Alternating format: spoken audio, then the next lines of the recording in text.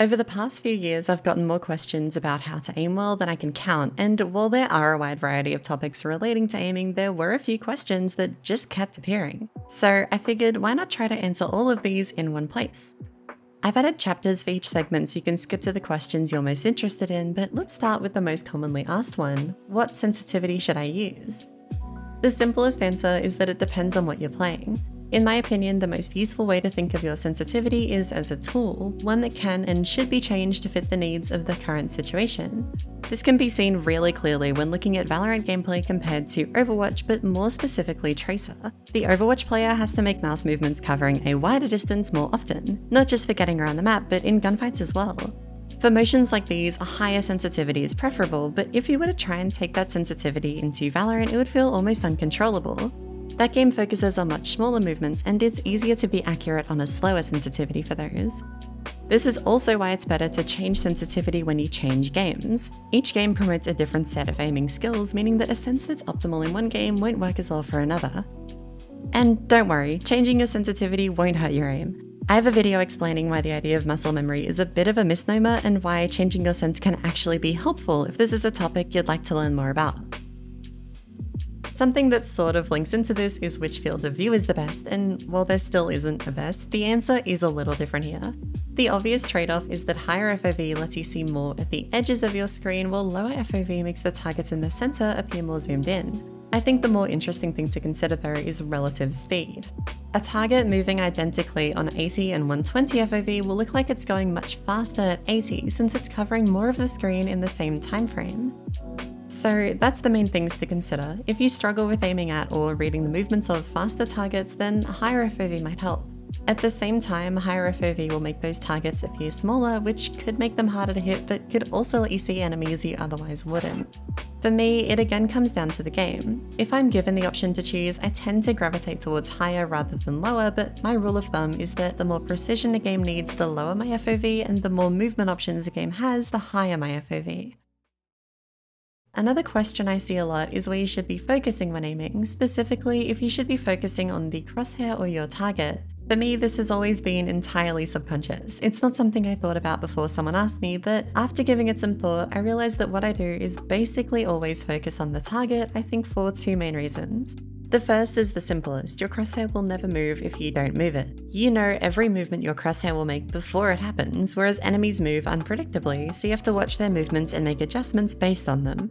This is compounded by reading someone's movements getting easier when you strictly focus on their player model. There are a lot of subtleties to movement animations in games, like someone's legs tensing to indicate they're about to jump, or changing directions before their body has actually started to accelerate. And by actively focusing on your target, picking up on these tells becomes easier, allowing you to track more accurately.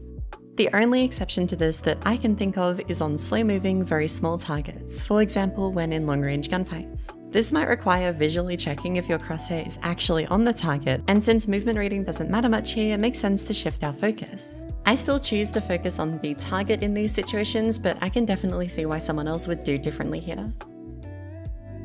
Should I aim with my arm or my wrist is a bit of a weird question. I think its foundation is a little flawed because the answer is both, with an asterisk.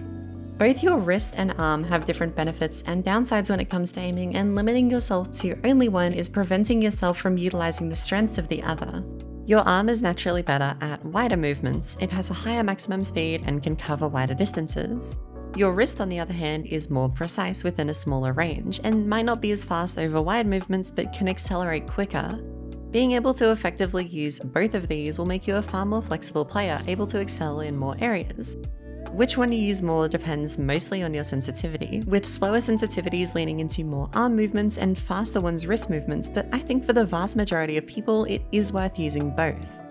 As for that asterisk, the arm and the wrist aren't the only two muscle groups we can use to aim. We can also move the mouse with our fingertips. But do we have to use all three muscle groups? I'd say most of the time it's beneficial to at least try to. Recently I've started to implement my fingertips more when aiming, and it's helped a lot, especially with very small movements, but you probably don't need to if you play on a lower sensitivity. On slower than maybe 50 cm per 360, the amount of on-screen distance you can actually cover with your fingertips is almost negligible, and you'd be fine just using your wrist and arm. On faster sensitivities though, for example quicker than 30 cm, not using your fingertips would have you losing out on the best tool you have for extremely small movements. What counts as a warm-up versus practice is something I've thought about for a while. Most people draw the distinction with how much time you spend, which does make sense. A 1-hour warm-up isn't a warm-up anymore, but I don't think it's as simple as just how long you play for. It comes down to what your goals are for that play session. A warm-up in my mind is strictly something to get you ready for the game you're going to play. Its goals are immediate, get your arm moving and get yourself feeling focused. Practice, on the other hand, is much more long-term. If you sit down and play an hour of aim training, you probably won't see the benefits tomorrow. But do the same for a week or a month, or in my case 4 years, and you'll get a lot better over that time frame. A warm-up will get you to your current skill ceiling, whereas practice is a long-term improvement of that skill ceiling. When playing a match, is it a good idea to be thinking about your aim? Being aware of your mistakes mechanically and what you can do to correct them is the fastest way to get better, but in actual matches, placing that focus on your aim takes focus away from other areas that probably need it more. Things like positioning, map knowledge, team play, utility usage, and timing will all suffer more than your aim would if you were to take focus away from them. So if you're playing to perform well, it's probably best to let aim be subconscious.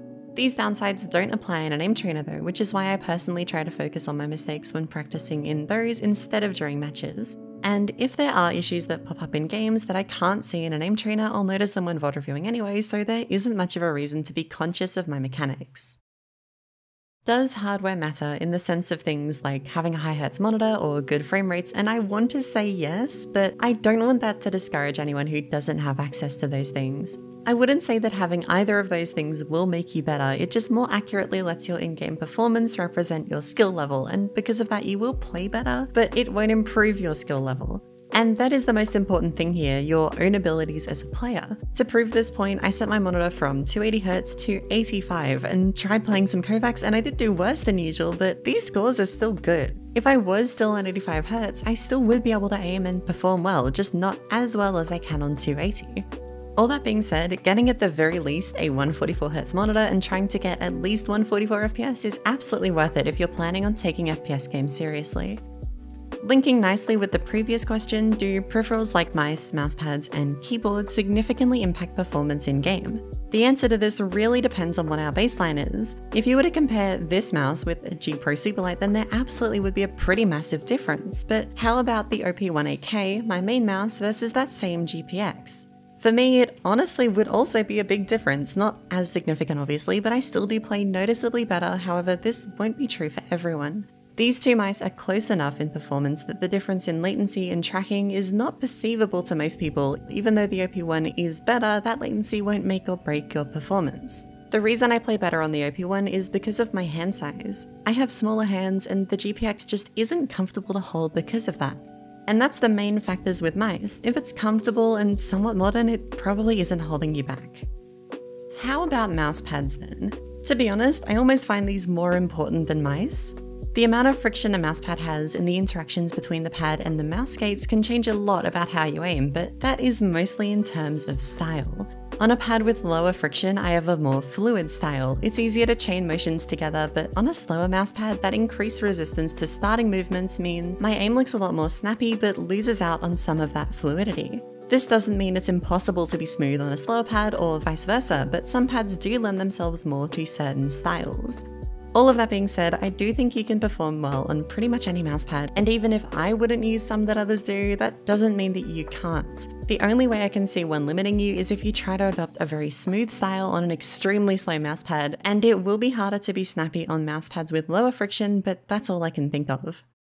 A more interesting peripheral to talk about is keyboards, since while I do think most mechanical keyboards are good enough, keyboards with magnetic switches are significantly better. I found upgrading to a Wooting helped heaps with things like counter-strafe consistency, but especially movement in more tech-heavy games like Apex. This is something I want to make a whole video on in the future. For now, I'll just leave you with this Apex comparison and say that if you are taking FPS games very seriously, a magnetic keyboard is absolutely worth considering. It's not needed to have good movement, but definitely does help.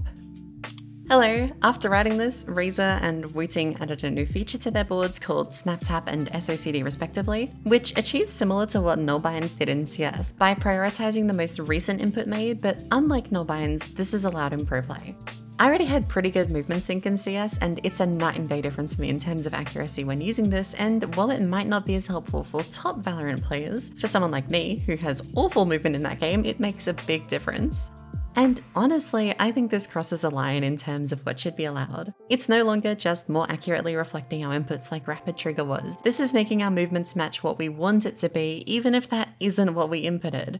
That's just my 2 cents though, and if this feature really is here to stay, it certainly is another big point for these keyboards, in my opinion.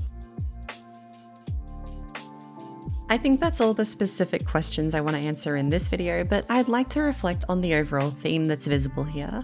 There is a lot of thought that can go into aiming, debating things like which sensitivity or DPI or grip style is the best, or what if my setup and peripherals will keep me from reaching a certain rank. And while I don't think there's anything wrong with giving these things thought, the most important element by far is the time you put in.